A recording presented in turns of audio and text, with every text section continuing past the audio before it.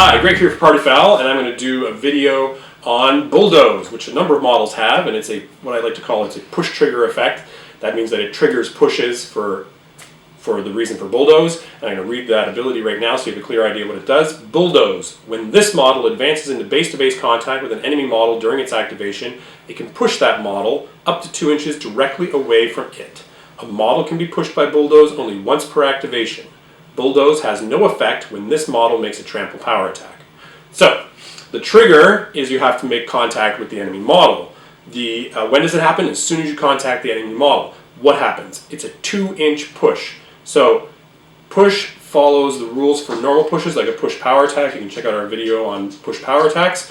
But basically what happens is the model moves 2 inches directly away. It is affected by difficult terrain during that move, and if it contacts another model for whatever reason, whatever size, it stops its movement. And if it contacts a terrain piece like a linear obstacle or an obstacle or something that can't normally be crossed, like that's not just like a woods or something like that, normally just linear obstacles and buildings and that type of thing, then it will stop its movement immediately as well. So I'm going to do a quick demonstration here with Circle's finest caster, Grail. And he's got his buddy, the Riphorn Satyr, whose animus basically gives a model Bulldoze. So we're going to say Grail wants to be a superstar. He's going to try to clear the zone all by himself and dominate it. He's going to cast the Riphorn Satyr's animus on himself. Then he's going to charge this Mechanothrall, like that. Doesn't want to bulldoze him, he just wants to kill him, because he's only def 12 and say he's got Storm Rager, he's super awesome. So he kills that Mechanothrall. Then he's going to sidestep over here, so he's in a half-inch melee with this guy. He's going to hit and kill that guy. Then he's going to sidestep over here. He's going to contact that model's base. And as soon as he contacts that model's base, this model is pushed 2 inches directly away from Grail. So that'll be outside the zone. Alright? So now he can't make any more attacks. As you say, he could cast some spell and be cool. But now he's just like, my activation's over. I'm going to do my sprint move. And your Bulldoze still applies to any advance that you're making. So whether it's a sidestep advance, I didn't do that because I just wanted to kill those two models, but if you contact a model with your sidestep advance, or your charge, or your sprint move, you're going to push that model 2 inches directly away. Optional, of course. If you don't want to push him, then just punch him in the face, right? So he's going to make his sprint move, and that's 7 inches. So he's going to try to do this, but I don't think it's going to be technically possible because of model placement back there. But first he's going to go over here. He's going to bump that guy, touch him, and that's going to trigger the push, which will push him back here, and he'll contact this Mechanothrall. And now he's like, I got to get this Mechanothrall out, and he might actually have enough movement. It's hard to tell, but he's got 7 inches, and he only used about 1.5 inches to do that. So he could go 1, 2.5, for he's like used about, what, 4.5, 5 inches, and then move in to contact him.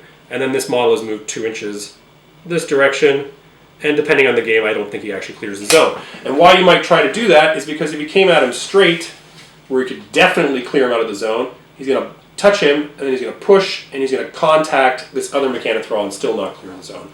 So in this particular instance, maybe Grail doesn't actually clear the zone, and he has to rely on somebody else to do the job for him. Of course, you better be finishing the game because there's a whole bunch of bad guys that will probably punch your face in. So that is Bulldoze. How is it normally used? What do you normally use it for? You can use it as I did here in this fancy demonstration, where you can try to use it to push models out of contention for zones or flags. You can also use it to clear a charge lane, and I'll give a quick example of that. Say, excuse me, this is Scott's super secret project, the Crix Army. Say there's this Seether here, and we're like, what the hell? Crix has a Seether on the table. This is all kinds of weird.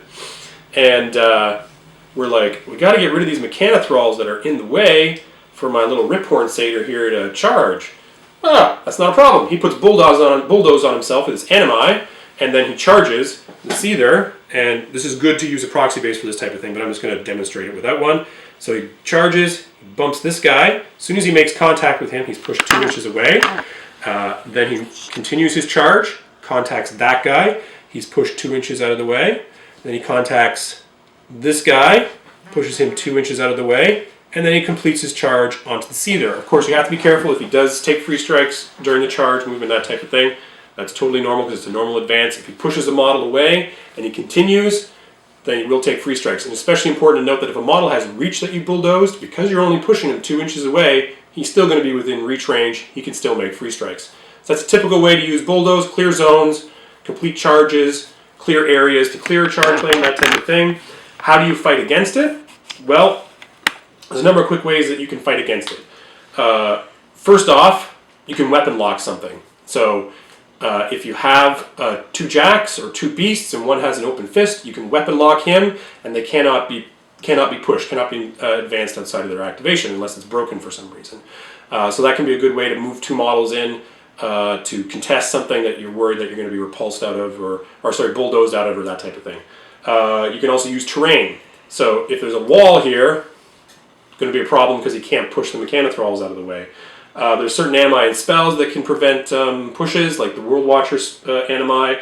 There's some models with innate abilities, like Tiberian, who can't be pushed or knocked down, and also model placement. Like, for example, if you really wanted to gum up this guy's charge lane, you would do something like, I don't know, this is rather fanciful, I don't know if you can see, but I'm sort of like staggered the Mechanothralls so that if the little goat guy tries to charge in, he can't really push the Mechanothralls out of the way. They start bumping into each other, and you're not allowed to push other models out of the way with Bulldoze because it's just a regular puss. So model placement is probably the easiest way to deal with Bulldoze and push effects. So try to maximize your model placement. Try to use all those other things. Be aware if your opponent has Bulldoze. I know the Spriggan has Bulldoze. I can't think of anything. Oh, Mammoth. Mammoth has Bulldoze. So there's a bunch of models out there. Ask your opponent if you're concerned about it, and have a good time with it.